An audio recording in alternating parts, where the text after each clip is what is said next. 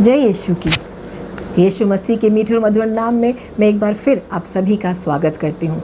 AGNI TV द्वारा प्रसारित इस भोर के कार्यक्रम, भोर के मनन के कार्यक्रम सीख हिम फर्स्ट में मैं एक बार फिर आप सभी का स्वागत करती हूँ।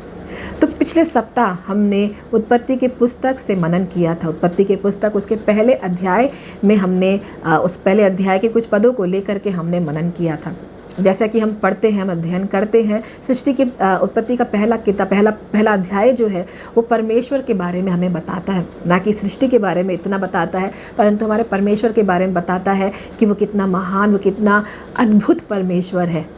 और उसी को हमने पिछले सप्ताह में उसी के विषय में कुछ बातों को सीखा था। आगे हम बढ़ेंगे। आज के सप्ताह में हम लोग अपने अध्ययन को जारी रखेंगे। तो आज हम लोग उत्पत्ति का पहला अध्याय उसका 26 और 27वें पद को इस समय देखेंगे, और उसके आगे हम लोग दूसरे अध्याय के भी कुछ चंद पदों को देखेंगे और उसमें से कुछ ज्ञान को प्राप्त करने की कोशिश करेंगे। तो मैं आपके लिए पढ़ देती हूँ उत्पत्ति का पहला अध्याय। आप मेरे साथ खोल सकते हैं उत्पत्ति का पहला अध्याय उसका 26वां और 27वां पद। फिर परमेश्वर ने कहा, हम मनुष्य को अपने स्वरूप और अनुसार अपनी समानता में बनाएं। 27वां पद।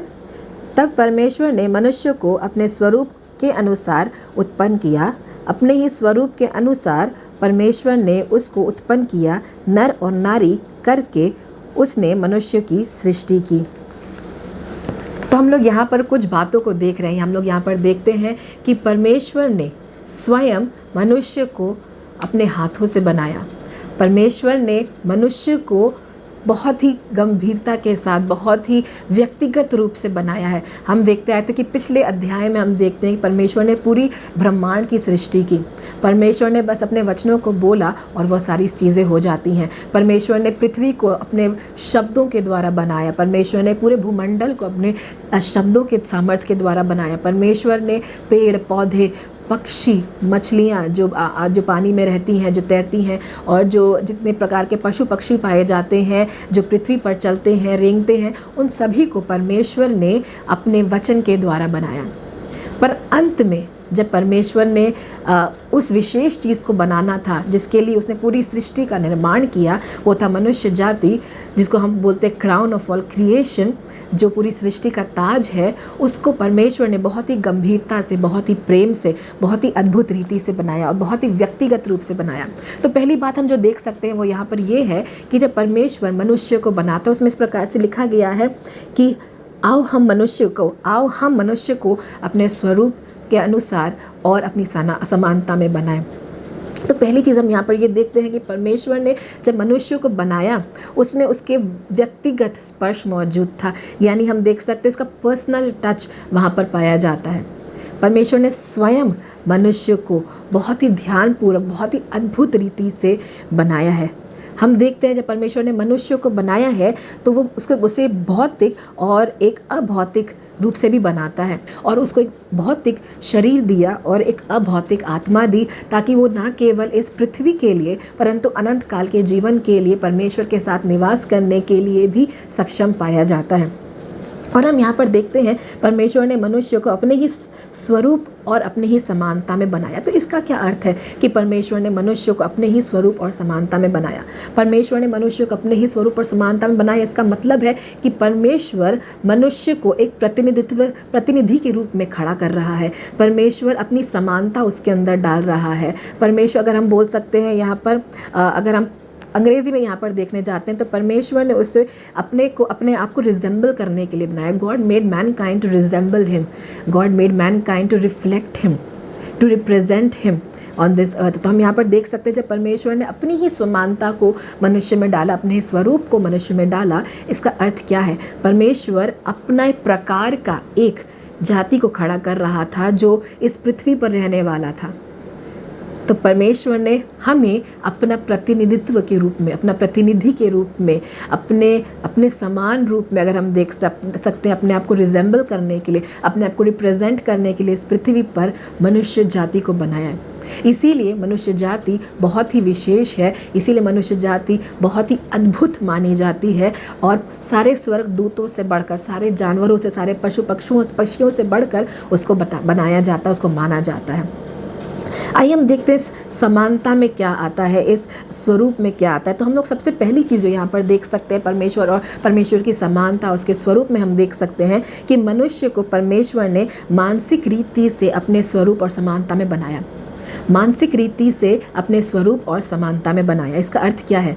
यानी मनुष्य एक रैशनल बीइंग है, यानी मनुष्य एक तर्कसंगत करने वाला एक प्राणी है, जो सोच सकता है, जो समझ सकता है, जो अपनी बुद्धि का प्रयोग आज़ादी से कर सकता है। परमेश्वर ने उसके अंदर एक वोल्यूशन दिया, परमेश्वर ने उसके अंदर एक स्वेच्छा दी, एक इच्छा शक्ति दी कि वो अपनी इच्छा के अनुसार कार्यों को कर सकता है।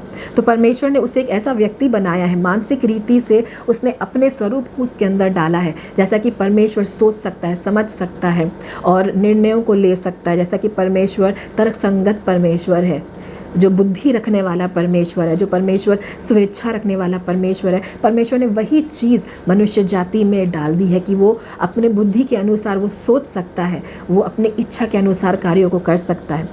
और परमेश्वर ने उसे एक बहुत बौद्धिक आज़ादी दी है, बौद्धिक हम देखते हैं स्वतंत्रता दी है। परंतु हम एक चीज़ देखते हैं यहाँ पर, आप कल्पना करके देख सकते हैं, यदि परमेश्वर ने हमें बनाया होता और हमें वो आज़ादी नहीं दी होती सोचने की, समझने की, तो हम भी एक जानवर के समान होते, हम भी एक पशु पक्षी के समान होते, जो अपने केवल ज़रूरतों के अनुसार चल रहा होता। आज के ज़माने में यदि हम देखते हैं तो शैतान ने मनुष्य के दिमाग को काबू में करके रखा हुआ है। हम देखते हैं कई हद तक के मनुष्य आज सोच समझने की क्षमता को उसने बांध के रखा हुआ है। परंतु परमेश्वर ने जब हमें बनाया था, परमेश्वर ने हमें एक आज़ादी दी थी सोचने की, समझने की, चुनाव करने के लिए। परंतु मनुष्य जाति कई बार गलत चुनावों के वजह से शैतान के चंगुल में फंस जाता है। और अब हम देखते हैं कई लोग हमारे चारों तरफ घूमते हैं जिन्हें ऐसा लगता तो है कि वो सोच सकते हैं, समझ सकते हैं, परंतु वो एक बंधन में बंधे हुए हैं, जहाँ पर उनको सोचने की, समझने की, उनकी स्वेच्छा की शक्ति पर एक बंधन बंधा हुआ है। और वो अपनी जैसे परमेश्वर चाहता है, परमेश्वर के अनुसार वो सोच समझ नहीं रख पा रहे हैं और वो स्वेच्छा नहीं रख पा रहे हैं, सही निर्णयों को नहीं ले पा रहे हैं। तो हमने उनके लिए प्रार्थना करना है कि परमेश्वर अपनी आज़ादी उनके अंदर लाने पर उन बंधनों को तोड़ने पाए और परमेश्वर और वो उसी आज़ादी को महसूस करने पाए, जैसा कि हम इस समय उस आज़ादी को महसूस करते हैं, सही निर्णय को लेने की, तर्क वितर्क करने की, सही चीज़ों को सही तरीके से सोचने की और सही निर्णयों को लेने की और स्वेच्छा से परमेश्वर की आज्ञा मानने की। आइए आगे बढ़ते हैं। हम दूसरी चीज़ को देखते हैं जो परमेश्वर के समानता और स्वरूप को हमारे अंदर दिखाता है, वो है नैतिकता। परमेश्वर ने नैतिक रूप से मनुष्य को अपने समानता और स्वरूप में बनाया, यानी कि परमेश्वर ने एक धार्मिकता, एक राइचसनेस परमेश्वर ने मनुष्य जाति में दी है, जो उसके अंदर पाई जाती है। एक धार्मिकता, सही चीज़ समझने की और उसको करने की, एक धार्मिकता, पवित्र रहने की। तो हम देखते हैं यहाँ पर पूर्ण रीति से परमेश्वर ने मनुष्य को मासूम भी बनाया, यानी परफेक्ट इनोसेंस भी दिया था परमेश्वर ने मनुष्य जाति को। परंतु आज हम देख सकते हैं कि वो सारी चीज़ें अगेन वो जाती रही हैं। हम कई हद तक के अपना मासूमियत खो चुके हैं जो परमेश्वर ने हमारे अंदर डाला था। वो धार्मिकता को हम बेच चुके हैं। हम धार्मिकता का जीवन जीना ही नहीं चाहते। हम देखते हैं परमेश्वर ने जब हमें बनाया था तो इस तरीके से बनाया था कि हम उसके धार्मिकता को प्रकट कर सके, उसके धार्मिकता को सबके सामने हम उसको रिजेंबल कर सकें, सबके सामने हम उसको पोर्ट्रे कर सकते हैं परमेश्वर की धार्मिकता को। परंतु बहुत ही कठिन हो गया है आज के समय में। हम देखते हैं, आगे बढ़ते हैं, आगे देखते हैं हम लोग। परमेश्वर ने तीसरी चीज़ जो हमें अपने अनुसार या जो हमें दिखाता है कि परमेश्वर के अनुसार बनाए गए हैं, अनुरूप बनाए गए हैं, वो है सामाजिकता। तो समाज में जीने का जो हम बोलते हैं सोशल लाइफ, जो हम देखते हैं, परमेश्वर ने मनुष्य जाति को एक सोशल बीइंग बनाया है। परमेश्वर ने मनुष्य जाति को एक सामाजिक प्राणी बनाया है। जिस प्रकार से परमेश्वर एक त्रिएक परमेश्वर है, ये तीनों पिता, पुत्र, पवित्र आत्मा एक आपस में परस्पर एक बहुत ही सुंदर प्रेम के साथ, एक सुंदर संबंध के साथ में रहते हैं। उसी प्रकार से हम देखते परमेश्वर ने मनुष्य जाति को भी एक सामाजिक प्राणी बनाया है, अपने ही समान एक सामाजिक प्राणी बनाया है। उसको अकेले रहने के लिए नहीं बनाया है। परमेश्वर चाहता है कि मनुष्य संगति में रहे, इसीलिए कलीसिया जो है वो संगति देती है मनुष्य जाति को, एक मित्रता देती है, एक परिवार देती है। परमेश्वर ने परिवार बनाया ताकि मनुष्य अकेला ना रहे और वो संगति में रहे, वो हमेशा सोशल लाइफ में रहे। उसके बाद हम देख सकते हैं कि हम लोग इस संगति के द्वारा परमेश्वर की त्रिएकता को भी रिफ्लेक्ट करते हैं। देखिए हम लोग देख सकते हैं परमेश्वर की त्रिएकता को, परमेश्वर के प्रेम को रिफ्लेक्ट करने के लिए परमेश्वर ने मनुष्य को एक हम देख सकते हैं सामाजिक प्राणी के रूप में बनाया है। प्रथम रूप से हमें वो संबंध परमेश्वर के साथ में मजबूत बनाना है, साथ ही में हमें वो संबंध मनुष्य जाति के साथ भी अच्छा रखना है, सही काम करना है, सही तरीके से प्रेम परस्पर प्रेम के साथ उस संबंध को बनाते जाना है, उस संबंध में निवेश करते जाना है। परंतु हम आज के समय में क्या देखते हैं, आज के समय में हमारे हाथों में मोबाइल्स आ गए हैं। मोबाइल एक अच्छी चीज़ है, बहुत अच्छी टेक्नोलॉजी है जिससे हम बहुत अच्छे अच्छे कार्यों को कर सकते हैं, बहुत बहुत फ़ायदे की चीज़ है मोबाइल। परंतु अब क्या हो गया है, अब ये हो गया है कि मनुष्य अपने मोबाइल को लेकर के अलग बैठ जाता है। हम देखते हैं कि इसमें बहुत सारे सोशल साइट्स, सोशल वेबसाइट्स मौजूद है, जैसे कि हम देख सकते हैं फेसबुक है, इंस्टाग्राम है, व्हाट्सएप है, बहुत सारे सोशल साइट्स हैं जहाँ पर हम बोलते हैं हमारे इतने मित्र हैं और सब हमारे बारे में जानते हैं, हम अपने बारे में बताते रहते हैं। परंतु हम देखते हैं मनुष्य अपने मोबाइल को लेकर के उस दूर की दुनिया के साथ से जुड़ चुका है, परंतु आपस में हम सब अलग हो गए हैं। कितने घरों में ये हाल हो चुका है कि सब अपने अपने कमरों में पड़े रहते हैं अपना मोबाइल लेकर के। कितनी दुनिया में, पूरी दुनिया में ये हाल हो चुका है। दोस्त आपस में बैठे रहते हैं, हम खाना खाने बाहर जाते हैं, बट हम मोबाइल में अपने अपने मोबाइलों में पड़े रहते हैं। तो वो एक फेलोशिप की जो भावना है वो हमारे अंदर से जाती रही है। और शैतान ने बहुत अच्छा खेल भी खेला है कि वो एक अच्छी सी चीज़ जो एक निर्माण है मोबाइल, उसको वो किस तरीके से गलत या दुरुपयोग करना भी हमें सिखा दिया है। तो हम लोग एक भली चीज़ का किस प्रकार से दुरुपयोग करना सीख गए हैं वो आज हम देख सकते हैं। और हमारा सोशल लाइफ जो है वो काफ़ी हद तक के जाता रहा है। तो ये 3 चीज़ों के तरीके से हम देख सकते हैं परमेश्वर ने हमें अपने स्वरूप और अपनी समानता में बनाया। आगे बढ़ते हम लोग, लेट्स मूव अहेड, और हम लोग आगे और एक चीज़ों को देखते हैं। हम लोग ने 26वें पद के दूसरे भाग को देखते हैं। यहाँ पर हम लोग ने देखा कि परमेश्वर ने मनुष्य जाति को बनाया था अपने स्वरूप और समानता में, ताकि वे क्या करें, ताकि वे समुद्र की मछलियों और आकाश के पक्षियों और घरेलू पशुओं और सारी पृथ्वी पर और सब रेंगने वाले जीव जंतुओं पर जो पृथ्वी पर रेंगते हैं उस पर अधिकार रखे। 28वां पद, और परमेश्वर ने उन्हें आशीष दी कि और उनसे कहा, फूलो फलो और पूरी पृथ्वी पर भर जाओ और उसको अपने वश में कर लो और समुद्र की मछलियों तथा आकाश के पक्षियों और पृथ्वी के पर रेंगने वाले सभी जीव जंतुओं पर अधिकार रखो। तो हम लोग एक चीज़ यहाँ पर देखते हैं, जबकि परमेश्वर ने हमें अपने स्वरूप और समानता में बनाया है, परमेश्वर ने हमें अधिकार दिया है। जो अधिकार परमेश्वर का था, जो अधिकार परमेश्वर का है, वो परमेश्वर ने अधिकार मनुष्य जाति पे दिया। परमेश्वर ने सभी चीज़ों पे, पृथ्वी के सारी चीज़ों पर परमेश्वर ने मनुष्य जाति का अधिकार दिया है। और वो अधिकार परमेश्वर चाहता है कि हम उसका दुरुपयोग ना करते हुए अच्छी रीति से उसका उपयोग करें। परंतु आज हम देखते हैं कि किस प्रकार से हम दुरुपयोग करते हैं, किस प्रकार से हम लोग चीज़ों को बढ़ाने के जगह नष्ट करते हुए जाते हैं। आइए इसके साथ जोड़ते हुए हम लोग अगले पद को भी देखते हैं। दूसरा अध्याय उसका 7वां और 15वां पद हम देखते हैं। जब परमेश्वर ने मनुष्य को बनाया तो यहोवा परमेश्वर ने उसे आदम को भूमि की मिट्टी से रचा और उसके नथनों में जीवन का श्वास फूंक दिया और आदम जीवित प्राणी बन गया। उसके बाद हम उसको देखते हैं कि हम जब 15वें पद में जाते हैं तो हम देखते हैं, तब यहोवा परमेश्वर ने आदम को लेकर अदन की वाटिका में रख दिया कि वह उसमें काम करे और उसकी रक्षा करे।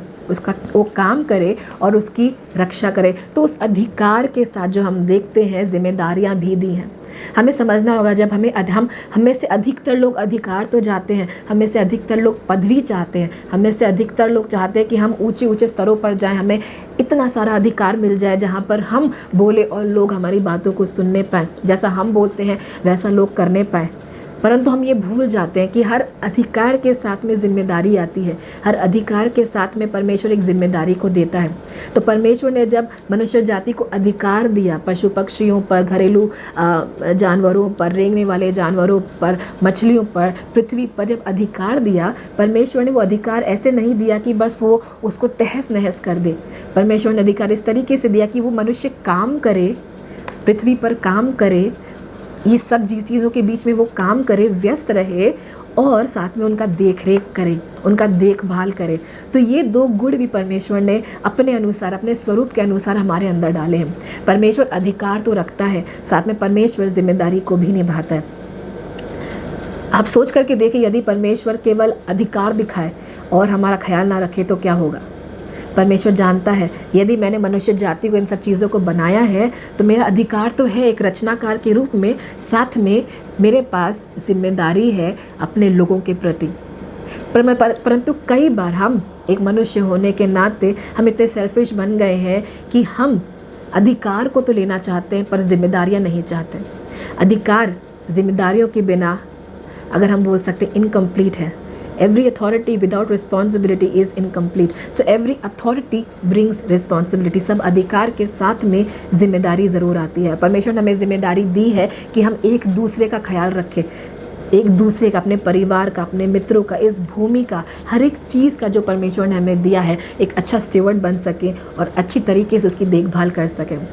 ये कुछ चीज़ें हैं जो हमको यहाँ पर सीखने को मिलती हैं। जब परमेश्वर ने मनुष्य को बनाया, हम बहुत खुश होते हैं कि परमेश्वर ने अपने स्वरूप में, अपने समानता में हमें बनाया। हाँ, ये बहुत खुश होने की बात है, बहुत गर्व करने की बात है, बहुत खुशी की बात है। परंतु परमेश्वर ने उसके साथ में हमें अधिकार दिया है और उस अधिकार का सही तरीके से उपयोग करना है ताकि हम हर चीज़ को अच्छी रीति से रख सकें और उसका ख्याल रख सकें, और जैसा परमेश्वर ने हमें दिया था उसी सुंदर रीति से हम परमेश्वर को वापस लौटा सकें और परमेश्वर हमसे प्रसन्न हो सकें।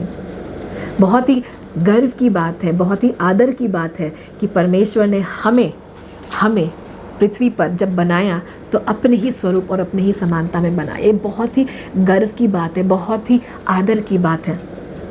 क्यों ना हम इसे एक चुनौती के रूप में लें, आज की सुबह के रूप में लें, और परमेश्वर की जो सारी आवश्यकता है यहाँ पर, जो उद्देश्य है परमेश्वर के, जैसे परमेश्वर ने हमें मानसिक रूप से अपने अधिकार, अपने स्वरूप में बनाया, तो हम उस तरीके से सही तरीके से सही तर्क वितर्क के साथ में सही चुनावों को करके हम परमेश्वर की महिमा करने पाएँ। हम नैतिक रूप से एक धार्मिक जीवन जी करके, एक मासूमियत की जीवन जी करके परमेश्वर को महिमा देने पाएँ। हम सामाजिक प्राणी बन करके, जो हमें चीज़ें हैं जो अपने समाज से अलग करती हैं, हमें उन सब चीज़ों को छोड़ करके, त्याग करके, समाज में घुस करके सामाजिक जीवन जीने पाएँ, एक संगति को रखने वाले लोग बनने पाएँ, ताकि हम परमेश्वर को इस पृथ्वी पर प्रेजेंट कर सके, रिप्रेजेंट कर सके, और लोग भी जानने पाएँ कि हम उस सृष्टिकर्ता के बच्चे हैं, उसी के स्वरूप और उसी की समानता में बनाए गए हैं।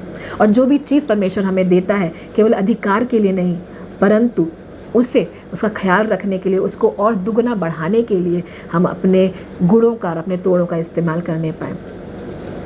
आइए हम इस चुनौती को ग्रहण करते हैं आज की सुबह और अपने परमेश्वर के सामने अपने सिरों को झुकाते हैं।